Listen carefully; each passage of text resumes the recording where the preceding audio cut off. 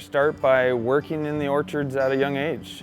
Cherry season, swamping lugs, working with Grandpa, working with Dad. But yeah, that's how we got our start, just born into the industry with our Grandpa Dwayne and his orchard. We both kind of went to school to study ag, and then we minored in business, and we wanted to eventually start farming on our own and take over the family farm. The business side of things was, minoring in business was a big one with this industry, right? It's still agricultural, but it's a business, so managing the start to finish of a production systems, and then learning the ins and outs of agriculture, how the trees grow, issues that are in the orchards, ways to maybe make your situation, your operation that much more successful. And we studied with agricultural technology and production management. It's pretty broad, and like I say, you got the management side of things. There was irrigation class, we had mechanic class, a lot of technology aspects that we're trying to incorporate into our farm today. Definitely, compared to when Grandpa had it, there's just newer ways that we're doing things like platforms or hedgers, and just trying to get those incorporated into the farm. Yeah. One of the big classes there at WSU was precision farming, and that's just narrowing down your numbers to maximize production and limit your exposure to expenses the best you can. That was a big class for us. When we were coming into this industry, at a young age, there was still 18-foot plantings, 18 by 10s and 20 by 10 plantings, and that's clearly not the direction we're moving. We're moving to more high production systems that can be maintained, hopefully in the future, with equipment. And we didn't just do ag classes. There's a lot of business. We took a lot of accounting classes, economics, a lot of marketing. There's more than just farming. You got to learn the business side of things. And marketing classes was for one. You got to learn to grow a crop that you got to suit the market you're trying to sell to. And then the accounting, payroll, that helped, a big one. Economics, budgeting. This all contributed to the same thing. Those classes were all great, but really it was the hands-on experience of actually being your own owner of an operation that you were forced to learn or use those tools that we learned in college, and then it's a big wake-up call, but hands-on experience and just getting thrown in there and like, oh wow, like you're in charge, you make the decisions, and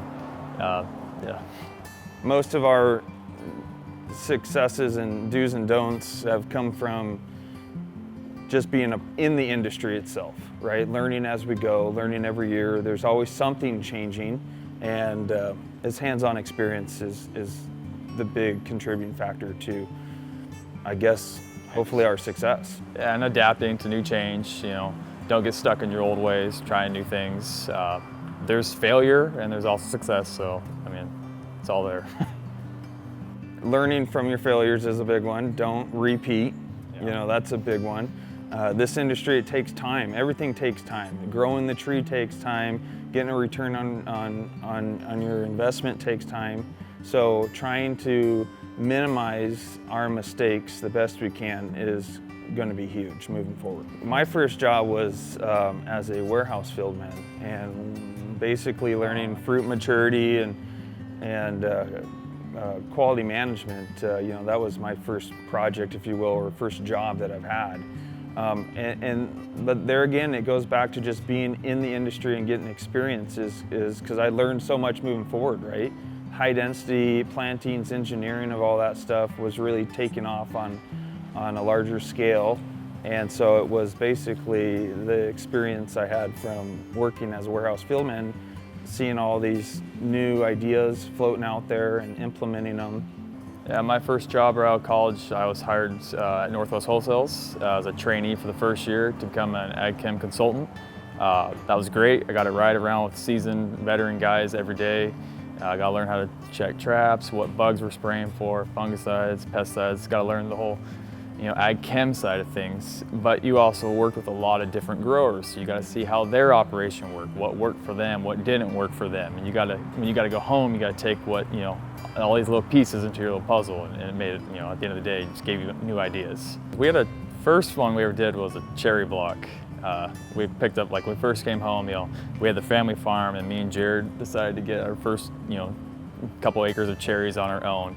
And if I can remember right, I think that was is that the year of the monsoon? Oh yeah.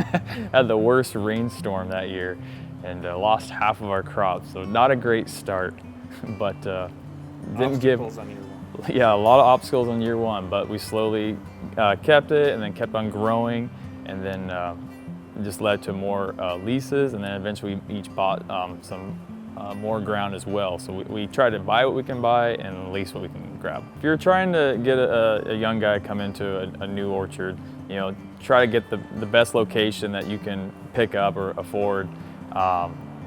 Hopefully the right varieties, but also maybe even like the right planting styles. If you can't afford to do all the 10x3s or the 12x2s or whatever, don't be afraid to take a medium density and like what we did, and graft it, top work it, and then fill your space. Maybe that's the biggest thing, is growers probably need to fill their space.